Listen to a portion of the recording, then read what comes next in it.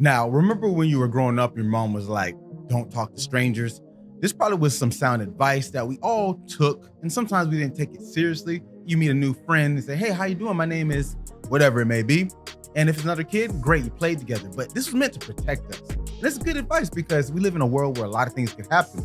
But what about strangers helping you become a millionaire? Now, let me get to my point. So I was talking with a friend the other day, and they were saying things like, oh, my business, getting support from friends and family, it's not a lot. And I told them, don't worry about it. I've been there and everyone goes through it. And don't get discouraged because your friends or family don't see the full vision. It may not be a shot at you. It's just, one, there's only so much they can do. And two, maybe they just don't get it. And if they do get it, how much can they really contribute? So I thought of this line on the spot and I said, only strangers can make you a millionaire. And that's true because when it comes to a service or a product or whatever you're trying to sell as your business, it has to be people you don't know that get you there. And it seems kind of like, really? But it's pretty straightforward when you think about it. And that's why I try to look at it that way, because every person that you don't know is a potential client or customer.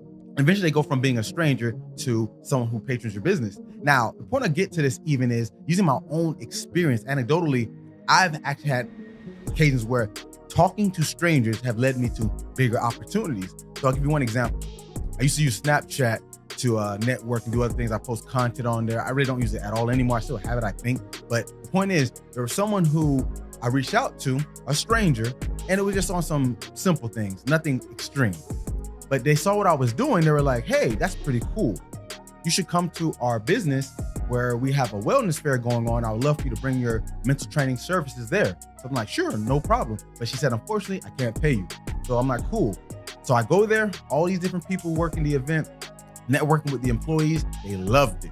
So one stranger went to hundreds of strangers, and lo and behold, at that event, that business ended up contracting me as a vendor a few months later. And since then, I've worked with them since 2018, 5 years now to the date. And I've done a lot, made a lot more money. So you can see how being available and open to other experiences, other people can be very beneficial. But this is not limited to just the business. A lot of times we get caught up in saying, no new friends. That was a popular thing by, I think, Drake a few years ago.